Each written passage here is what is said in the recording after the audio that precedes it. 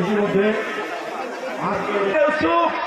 শহীদুল ইসলাম খান বাবুল ভাই এবং চৌধুরী নায়ব আমাদের সুস্থ করে আনেন এবং নির্বাচনে উপস্থিত আছি। সবাই যদি ঐক্যমত হয়েছে কাজ করি, যার যার ইউনিট থেকে, যার যার এলাকা থেকে। বর্তমান অভিভাবক তার পিতা যেভাবে ফরিদপুরের করতে পারলে আমার সারা বাংলার মা দেশনেত্রী বেগম খালেদা, আমাদের যুবনেতা রাজু, ছাত্রনেতা শরীফ, আমাদের সবাইকে বিনীতভাবে সহযোগিতা করার জন্য অনুরোধ করছি। দয়া করে এখন আপনাদের সামনে বক্তব্য দেওয়ার জন্য বিনীতভাবে অনুরোধ করছি। জাতীয় কর্মী সহ আপামর মানুষের দৃষ্টি আকর্ষণ করছি।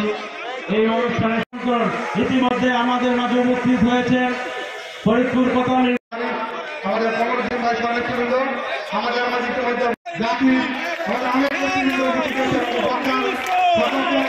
হয়েছে। সভাপতি আমাদের হাসান ভাই উপস্থিত হয়েছেন।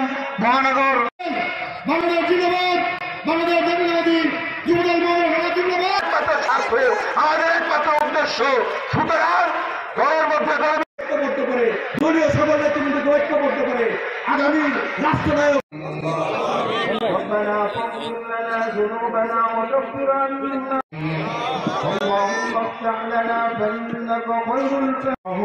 বাংলাদেশের বিএনপির যত নেতা কর্মী ইন্তেকাল করেছেন সকলকে তুমি মাফ করে আল্লাহ, তুমি তাকে মাফ করে দাও। জান্নাতুল ফেরদাউসের সুউচ্চ মাকাম দাও। অসুস্থ মুমূর্ষু অবস্থায় হসপিটালে ভর্তি আছে, আল্লাহ তুমি তাকে শেফা দিও।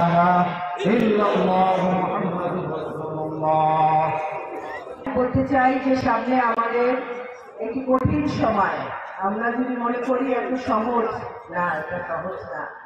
এই নির্বাচনে জাতীয় আন্তর্জাতিক অনেক ষড়যন্ত্র আমাদের চলছে। আমাদের এই ব্যাপারে সজাগ থাকতে হবে, সতর্ক থাকতে হবে অনেক রকম। কারণ এই সদরটা নিয়ে ষড়যন্ত্রটা বেশি, কারণ এখানে সবকিছু নেট কোয়ার্টার না, এই জন্য সদর আসনটা নিয়ে অনেক ষড়যন্ত্র। অনেকে যেমন হৃদয়ে দেশনেত্রী বেগম খালেদা জিয়ার জন্য আমরা দোয়া করি। দেশনেত্রী বেগম খালেদা জিয়ার যে গুণগুলা, যে উনি যে মহিষী নারী, ওনার যে গুণ, একজন আপোষহীন নেত্রী, উনি অন্যায়ের সাথে কোনোদিন আপোষ করে নাই। আমরা ফরিদপুরে ইঞ্জিনিয়ারিং কলেজ, ফরিদপুরে ভর্তি রয়েছেন। আমরা এখান থেকে বেগম খালেদা জিয়ার রোগ মুক্তি কামনা করছি। তার অর্থে নারী শিশুকে ভালোবাসে। শুধু একটা কথা আমি বলবো, আমরা ঘরে বসে না